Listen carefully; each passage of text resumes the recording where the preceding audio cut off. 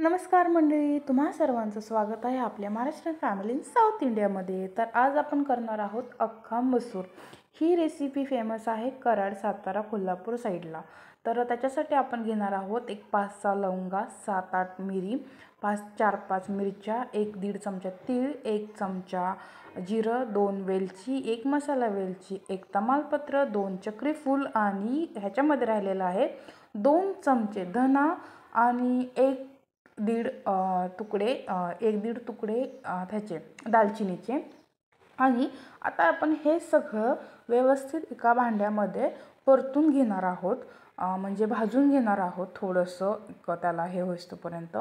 आणि इथे मी तुम्हाला पुढे दाखवत आहे की ही आहे मसूर, अख्खा मसूर आहे हा अख्खा मसूर आपल्याला 3-4 तास किंवा रात्रभर भिजवून घ्यायचा आहे. भिजवत ठेवायचा होता पाण्यामध्ये आणि त्याचं पाणी मी काढलेलं आहे. तर आता ही आपण आता कुकरला पण लावून घेणार आहोत, पण त्याच्या आधी हे मी मसाले तुम्हाला दाखवते की परतून घेणार आहोत. आणि मी तुम्हाला सगळं साहित्य सांगितलं, पण ह्याच्यामध्ये मी थोडेसे एक अर्धा चमचा किंवा नाही एवढं पण नको, एक 5-6 दाणे तुम्ही मेथीचे पण टाकू शकता. माझ्याकडे ते नव्हते म्हणून हे टाकलेत. आणि ह्याच्यामध्ये धनं थोडंसं माझ्याकडून जास्त झालं आहे, मी त्यानंतर काढून ठेवलं घाईगडबडीत. म्हणजे मी एखादी गोष्ट करतानाच व्हिडिओ बनवते, म्हणजे तुम्हाला रेसिपी दाखवली पण जाते आणि माझी भाजी पण होते. तर एक गेस्ट येणार होते, त्यांच्यासाठी मी ही रेसिपी केली होती. तर थोडंसं मी ते काढून घेतलं आणि मग मी ते केलं आहे, त्याच्यामुळे ते होत नाही. आणि हा जो गरम मसाला आपण थंड झाल्यानंतर वाटून घेणार आहोत, तो वाटून घेतल्यानंतर तुम्हाला जेवढा हवा आहे तेवढा तुम्ही टाकू शकता.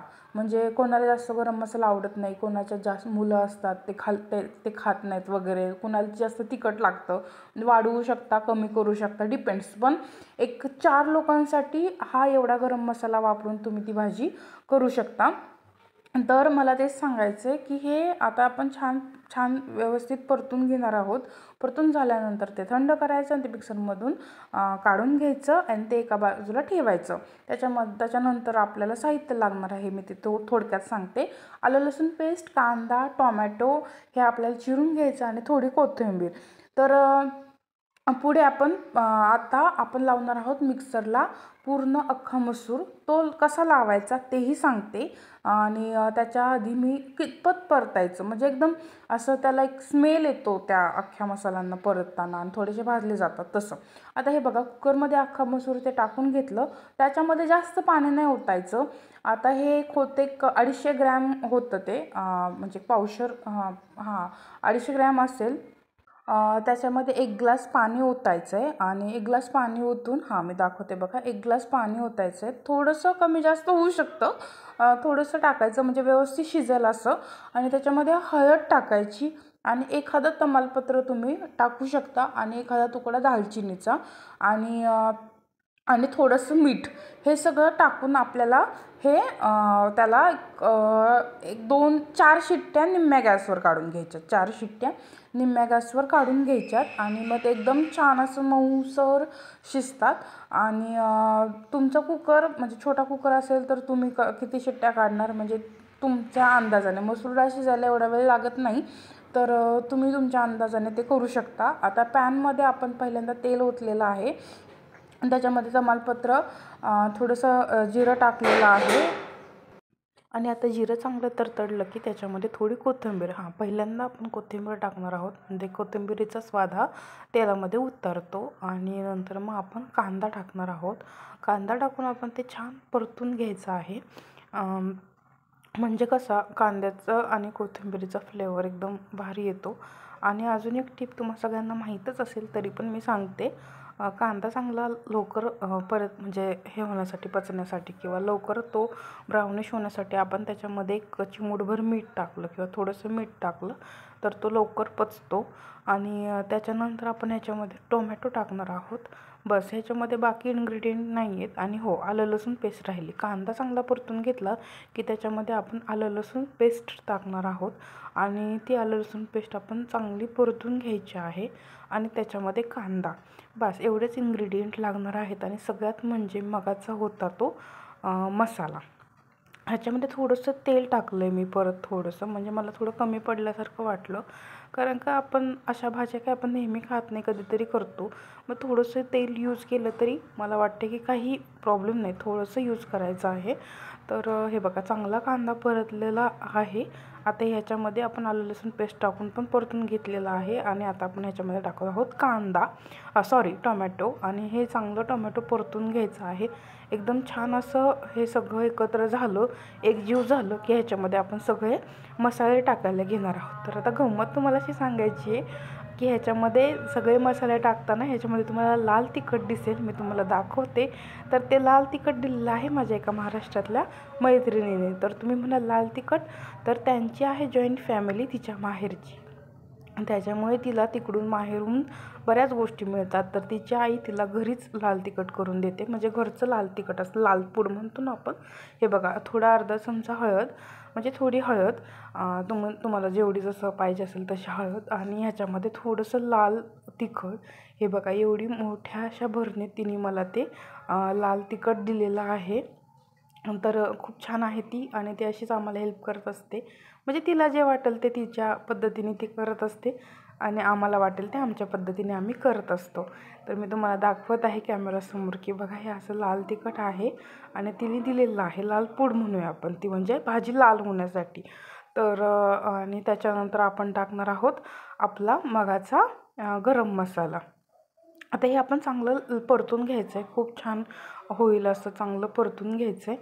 ते खाली लागतं, स्टीलचं भांडं असल्यामुळे थोडंसं खाली लागतं.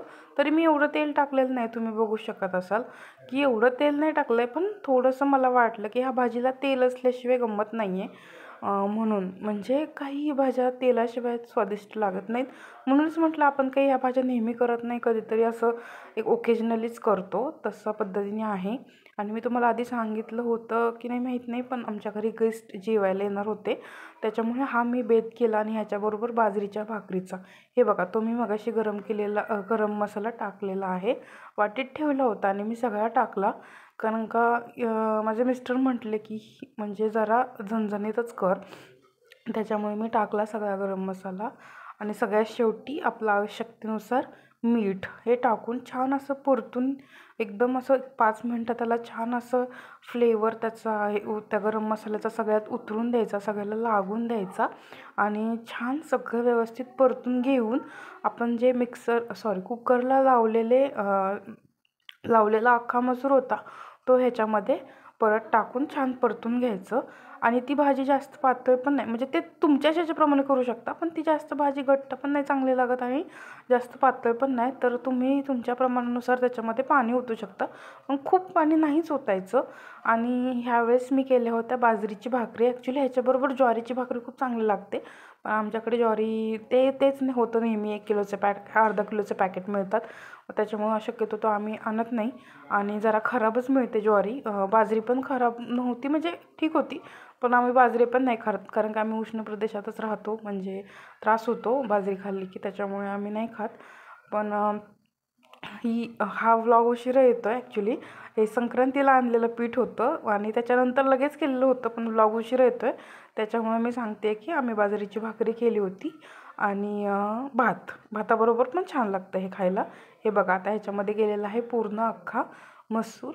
आता एकदम छान असं ते मी परतून घेते त्याच्यामध्ये. बघा किती छान दिसते भाजी, पण एकदम मस्त वाटते बघायला, एकदम छान आणि एकदम अशी स्वादिष्ट झाली होती.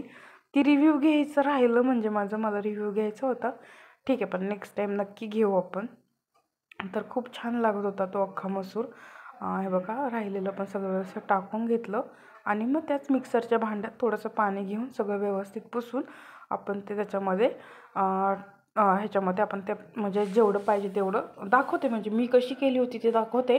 आणि खरंच ती म्हणजे बाजरीची भाकरी असूनसुद्धा मी जसं केली त्याच्याबरोबर खाल्ल्यामुळे ते पण खूप चांगलं लागलं. आणि त्याच्याबरोबर भाताबरोबर पण अप्रतिम लागलं, खूप छान लागत होती. आणि ह्याच्याबरोबर तुम्ही कांदा लिंबू पण सर्व करू शकता. म्हणजे जे नॉनव्हेज खात नाहीत त्यांना ही भाजी जर खाल्ली ना, अक्षरशः नॉनव्हेज खाल्ल्यासारखं, म्हणजे व्हेजिटेरियनवाल्यांसाठी ही खूप छान भाजी आहे. आणि आता आपण म्हणजे मी ह्याच्यामध्ये पाणी ओतते तर दाखवते बघा. एकदम कमी पाणी ओतलं आहे आणि अशी ही थोडीशी सरसरीत अशीच भाजी केलेली आहे. आणि ह्याच्यानंतर आता ती एक 5 ते 10 मिनटं, जास्तीत जास्त 5 मिनटं, म्हणजे तुमच्या ह्याच्याप्रमाणे अशी छान त्याचा स्मेल आला, एकदम छान वाटली ना की मग ती काढून घ्यायची. आता तुम्हाला मी पुढे बोलते ते दाखवते. ही आपली अख्खा मसूरची भाजी तयार आहे. इथं डाळ तयार आहे आणि इथे ठेवला आहे भाकरीसाठी तवा आणि भात पण रेडी आहे. तर चला आपण पुढे बघूयात कशी झाली भाजी ते.